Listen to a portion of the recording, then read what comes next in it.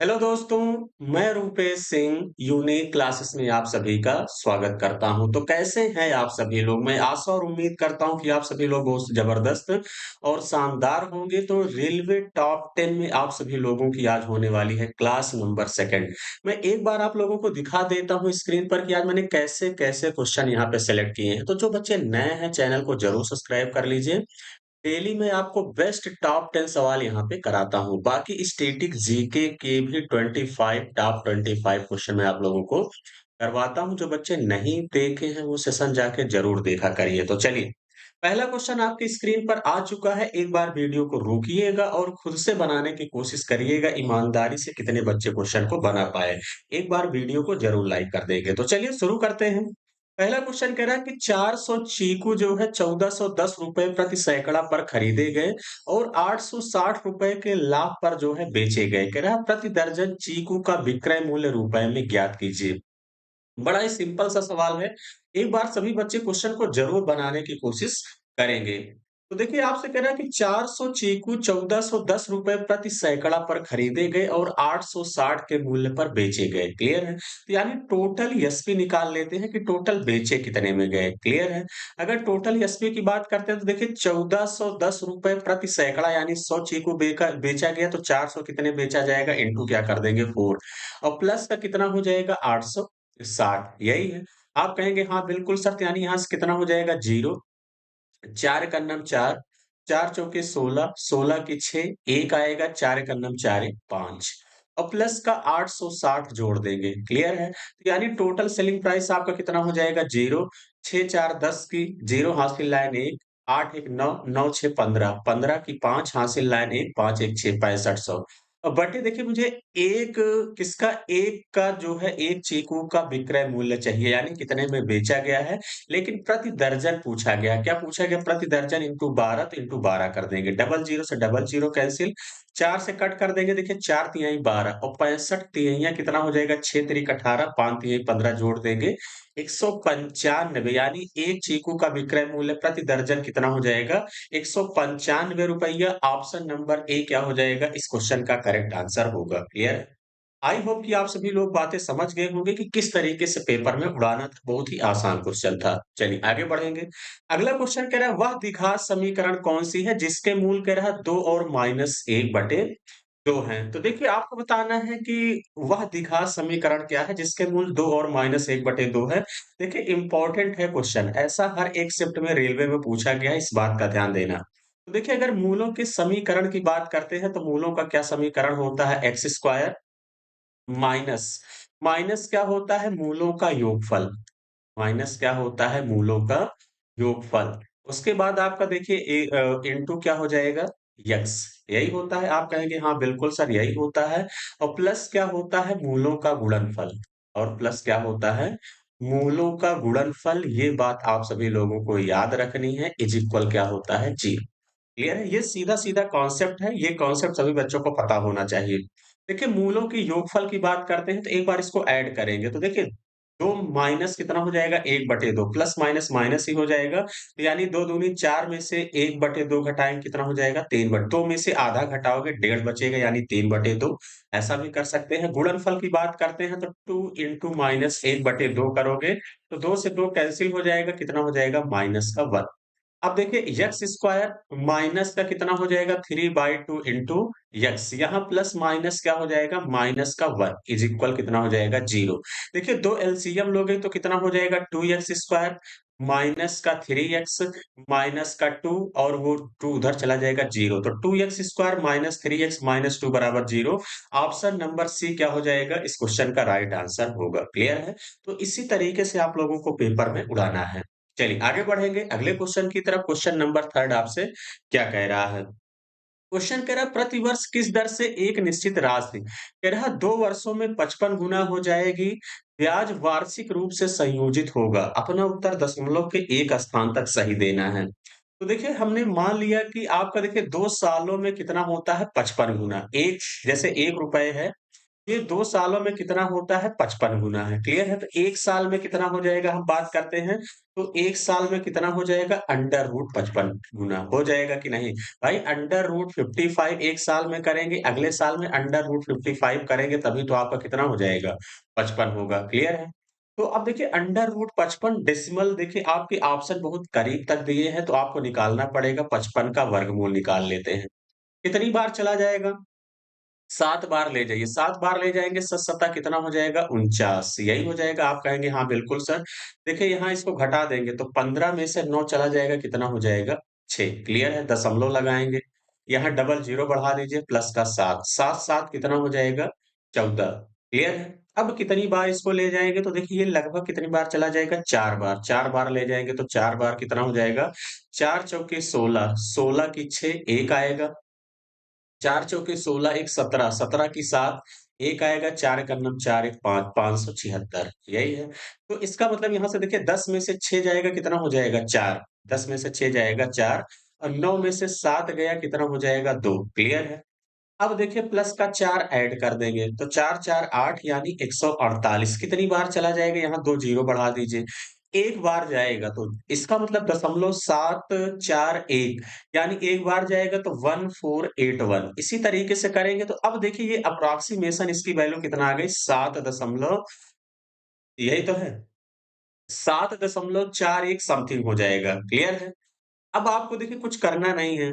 अब यहाँ पे देखिए आपसे क्या कह रहा है कि आपको जो है अब देखिए 1 से ₹1 से कितना हो गया? 1 से कितना हो गया 7.41 तो ब्याज कितना मिला होगा 6.41 समथिंग मिला रहा होगा, ठीक है? या तो इसको पूरा कैलकुलेट कर लेते हैं। इसको देखिए पूरा कैलकुलेट करेंगे तो कितनी बार चला जाएगा यहाँ से? पूरा कैलकुलेट करेंगे तो देखिए तो इसका मतलब कितना हो जाएगा यहाँ से ये लगभग 7.416 बार जाएगा। तो अगर आप ले जाएँगे तो ये अप्रोक्सिमेशन मैंने मान लिया, तो यानी 6.416 तो यानी इसका मतलब आप सभी लोगों को इसको 100 से मल्टीप्लाई करोगे, परसेंटेज में बदल देंगे कितना हो जाएगा 641.6% ऑप्शन नंबर सी क्या हो जाएगा, इस क्वेश्चन का करेक्ट आंसर होगा। क्लियर है? देखिए ब्याज इतना मिला, लेकिन परसेंटेज में बताना है तो कितना हो जाएगा 100 से मल्टीप्लाई करोगे कितना हो जाएगा 641.6% क्लियर है? किसी भी बच्चे को कोई कन्फ्यूजन नहीं होना चाहिए, बहुत ही बेस्ट क्वालिटी का क्वेश्चन है, थोड़ा-सा कैलकुलेशन था। चलिए आगे बढ़ेंगे। अगला क्वेश्चन कह रहा है वह सबसे छोटी प्राकृत संख्या ज्ञात कीजिए जिसे बिना कोई शेष छोड़े प्रथम 5 2 अंकों वाली धनात्मक सम संख्याओं से विभाजित किया जा सके। क्लियर है? अब यहाँ पे देखिए कह रहा है वह सबसे छोटी प्राकृत संख्या ज्ञात करना है जिसे बिना कोई शेष छोड़े प्रथम 5 2 अंकों वाली धनात्मक सम संख्या से विभाजित किया जा सके। तो देखिए प्रथम 2 धनात्मक संख्या क्या हो जाएगी 10, 10 के बाद देखिए 12, 12 के बाद 14, 14 के बाद 16, 16 के बाद 18। देखिए एक तरीका है कि सीधा-सीधा इसका एलसीएम निकाल दोगे तो भी डायरेक्ट आंसर आएगा, लेकिन मैं कहता हूँ इस तरीके से करना नहीं है। सीधा-सीधा देखिए इसमें 18 दिखा, 18 किसका मल्टीपल है 9 का। ऑप्शन वही सही होगा जो कहीं न कहीं जो 9 का मल्टीपल हो और 9 का मल्टीपल क्या कहता है संख्याओं का डिजिटल सम 9 से कटना चाहिए। 5 5 10 6 16 9 से कटता नहीं होगा। 5 2 7 1 8 ये भी नहीं होगा। 5 4 9 3 12 ये भी नहीं होगा। 5 4 9 यही 9 से कट रहा है। ऑप्शन नंबर डी क्या हो जाएगा इस क्वेश्चन का करेक्ट आंसर होगा। ये विदिन सेकंड का तरीका है, ऐसे ही पेपर में आपको उड़ाना है। क्लियर है? चलिए देखिए सारे क्वेश्चन प्रीवियस ईयर है, इस बात का ध्यान देना कोई क्वेश्चन मैं अपने मन से नहीं सिलेक्ट किया हूँ। अब देखिए आपसे कह रहा है कि बहुलक, बहुलक यानी मोड पूछा जाता है। आपके पेपर में बहुत ही सिंपल होता है बहुलक, यानी जो संख्या सबसे ज़्यादा बार आई हो। तो सबसे ज़्यादा बार आपको यहाँ पे क्या दिख रहा है? देखिए 5 कितनी बार आया? 1 बार। 18 भी 1 ही बार आया है। 6 की बात करते हैं तो 6 2 बार आया है। यानी अगर हम आपसे बात करते हैं 2 सबसे ज़्यादा बार आया। देखिए 2 कितनी बार आया है? 3 बार। तो ऑप्शन नंबर डी क्या हो जाएगा? इस क्वेश्चन का करेक्ट आंसर होगा। बहुत सिंपल सा क्वेश्चन है। देखिए सारे बच्चों को पता होना चाहिए बहुलक मतलब जो सबसे ज़्यादा बार आए। क्लियर है? ये देखिए एक टाइप का पज़ल है, रेलवे में हमेशा पूछता है, चाहे एनटीपीसी हो और चाहे आपका ग्रुप डी हो। क्लियर है? क्वेश्चन कह रहा है 8 box J K L M N O P और क्यू एक दूसरे के ऊपर जो है एक ऊर्ध्वाधर पैटर्न में कहा गया है कि रखे गए हैं क्लियर है उसके बाद कह रहा है कि जरूरी नहीं कि इसी क्रम में हो कह रहा है यल को सबसे नीचे रखा गया है कि ऊपर से तीसरे स्थान पर है और यन जे के ठीक नीचे है। क्यू और यम के बीच कह रहा है केवल 2 बॉक्स रखे गए हैं। के को यम और यन के बीच कहीं रखा गया है।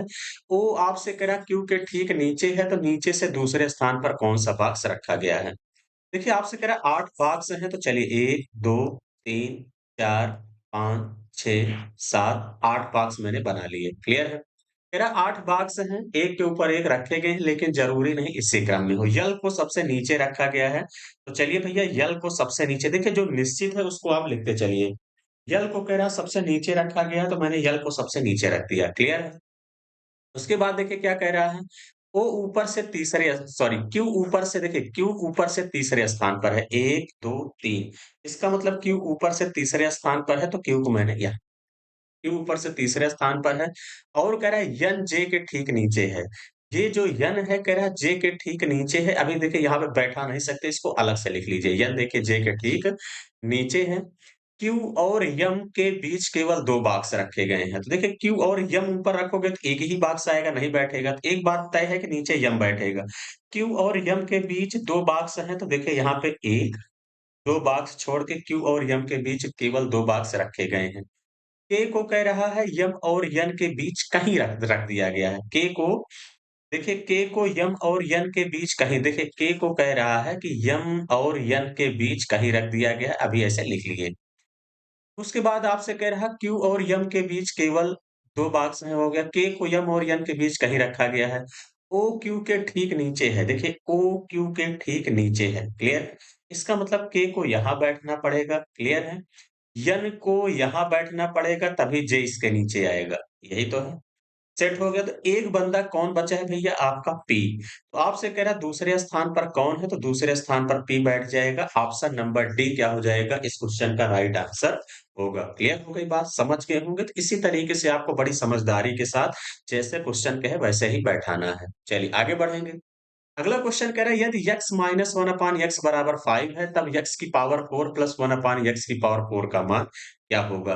देखिए ऐसे क्वेश्चन में आपको सीधा सीधा कॉन्सेप्ट पता होना चाहिए कि x minus one upon x बराबर a दिया है और कभी आपसे पूछे कि x square plus one upon x square, तो इसका सीधा सीधा रिजल्ट हो जाएगा a स्क्वायर प्लस का क्या हो जाएगा 2। यही है, क्योंकि यहाँ माइनस है। अगर कभी आपको x plus one upon x बराबर a दिया रहे और आपसे पूछ बैठे कि x square plus one upon x square, तो आपका क्या हो जाएगा a स्क्वायर माइनस का 2। क्लियर है? तो इसका मतलब एक बार देखिए इसका डायरेक्ट पावर 4 नहीं निकाल सकते, एक बार स्क्वायर करना पड़ेगा। X square plus one upon x square हो जाएगा, क्योंकि आपको भी पता है कि a माइनस b का होल स्क्वायर लगा दोगे। यही तो है, तो एक ब्रैकेट a फार्मूला क्या होगा? a square plus b square plus 2ab। यही तो है। तो अगर ये यक्स के फॉर्म में है तो ये कट जाएगा। इस बात का ध्यान देना, 2 बचेगा उधर जाएगा, माइनस हो जाएगा, इस बात का ध्यान देना। क्लियर है? लेकिन यहाँ माइनस है, थोड़ा-सा ध्यान दीजिएगा, तो -2ab होगा। क्लियर है? उधर जाएगा तो क्या हो जाएगा? प्लस का 2 हो जाएगा। तो इसीलिए मैंने यहाँ +2 कर दिया। क्लियर है? तो यहाँ से कितना हो जाएगा आपका? पचम 25 और प्लस 2 कितना हो जाएगा? 27। यही है। फिर इसका स्क्वायर करोगे, देखिए अब प्लस है। एक्स की पावर 4 प्लस 1 अपान एक्स की पावर 4 क्या हो जाएगा? 27 का स्क्वायर और माइनस का क्या हो जाएगा? 2। 27 का स्क्वायर कितना होता है? 729 माइनस 2 यानी कितना हो जाएगा? 727। क्योंकि इस बार यहाँ प्लस में हो गया है, इस बात का ध्यान देना। तो ऑप्शन नंबर ए क्या हो जाएगा? इस क्वेश्चन का करेक्ट आंसर होगा। तो ये सारे कॉन्सेप्ट आपको सीधा-सीधा इस जो है ध्यान रखना है। क्लियर हो गई बात? आई होप कि आप लोग समझ गए होंगे। चलिए आगे बढ़ेंगे। अगला क्वेश्चन ये भी वेरी वेरी इंपॉर्टेंट है, 5 स्टार लगा लीजिए, हमेशा पेपर में पूछा जाता है। कह रहा है कि एक थोक विक्रेता तेल का एक टिन 540 रुपए में बेचता है और 10% की हानि उठाता है। अब यदि वह उसी मूल्य पर तेल का एक और टिन 696 रुपए में बेचने का निर्णय लेता है, तो दूसरे टिन की बिक्री में उसका लाभ प्रतिशत कितना होगा, ये बताना है। क्लियर है? अब देखिए, कह रहा है 540 रुपए में बेचता है तो 10% की हानि उठाता है। क्लियर है? 540 रुपया में बेचता है तो 10% का हानि उठाएगा, तो यानी कितने में बेचेगा? 90%। क्लियर है? तो 1 रुपए की वैल्यू निकालेंगे, कितना हो जाएगा? 90 बटे 540। क्लियर है? कह रहा है 696 रुपए में बेचेगा, तो उसे बिक्री में कितने प्रतिशत का लाभ या हानि होगा? तो देखिए 0 से 0 कैंसिल, 9 छक 54, 6 से काटेंगे 6 का नम 6, 6 का नम 6, 6 छक 36। ये 100 से कितना ज़्यादा है? आप कहेंगे सर 16% ज़्यादा। देखिए 100 से कम आता तो हानि होती, लेकिन यहाँ पे क्या होगा लाभ कितने का? 16% का। ऑप्शन नंबर सी क्या हो जाएगा? इस क्वेश्चन का राइट आंसर होगा। क्लियर है? यही सबसे बेस्ट तरीका है क्वेश्चन को करने का। चलिए क्वेश्चन नंबर 9 क्या कह रहा है? क्वेश्चन कह रहा है यदि एक लंबवृत्तीय बेलन का वक्र पृष्ठीय क्षेत्रफल 880 सेंटीमीटर स्क्वायर है, इसके आधार का व्यास कह रहा है 7 सेंटीमीटर है, तो बेलन की ऊंचाई सेंटीमीटर में क्या है? देखिए जैसा कि ये कल ही क्वेश्चन आपको दिया गया था, लेकिन बहुत सारे बच्चों को क्वेश्चन में परेशानी हुई है, तो देखिए कुछ करना नहीं है। सीधा-सीधा बेलन का वक्र पृष्ठ क्या होता है? 2 पाई आरएच। 2 पाई आरएच बराबर कितना दिया है? 880। अब देखिए यहाँ पे व्यास दिया है 7 सेंटीमीटर, तो रेडियस कितना हो जाएगा? व्यास का आधा होता है, ध्यान देना 7/2 हो जाएगा। क्लियर है? तो यानी इसका मतलब यहाँ से हो जाएगा 2 पाई का मान रख देंगे 22/7, रेडियस कितना हो जाएगा 7/2, हाइट चाहिए, हाइट पूछा गया है, इज इक्वल 880।